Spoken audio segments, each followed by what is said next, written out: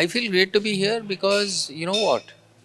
When you say that everybody here is so well informed and so passionate and they're so concerned about environment that they're all here together and you don't have to explain to them, that in fact tells you a very important significant thing about Dharitri Youth Conclave or Dharitri Grant, the entire platform. You know what I mentioned there on the dais?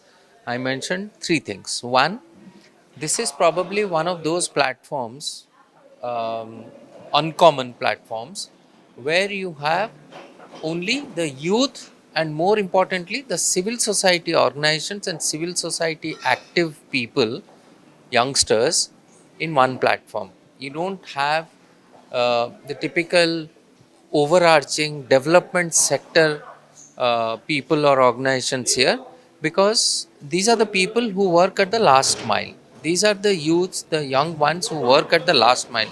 So you have, when I'm saying active people, I mean people who work, who implement programs. If it is mangrove, if it is city cleaning, if it is plastic waste management, if it is water, if it is heat, any issue, they do this passionately, they themselves are involved.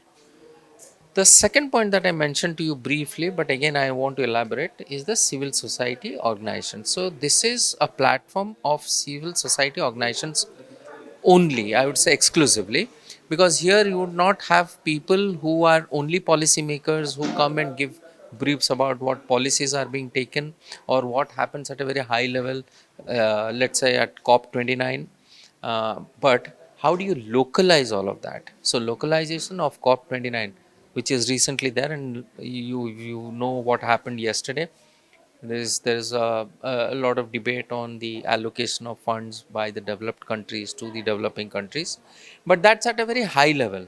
So how do you want somebody in Ostorongo who's working, or Devi Mohano who's working, or in Ganjam district who's working, to understand what resources should go to the work that they're doing? How do you want to them to think about it?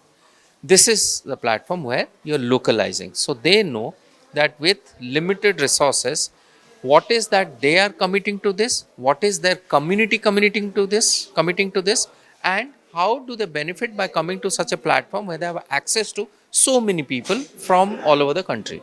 Personal take, there is so much of youth energy, so much of youth alignment, and so much of youth belief in environment, climate change. It's the onus of all of us now to mentor them, to handhold them, and to channelize this energy so that they can do something, whatever, at their levels, at a village level, or at a block level, or at a district level, or at a country level, a state level, and enable them to reach somewhere so that they can see that as their contribution to the climate challenge, climate change, climate narrative, climate discussions that's happening all over. So it's not a fad.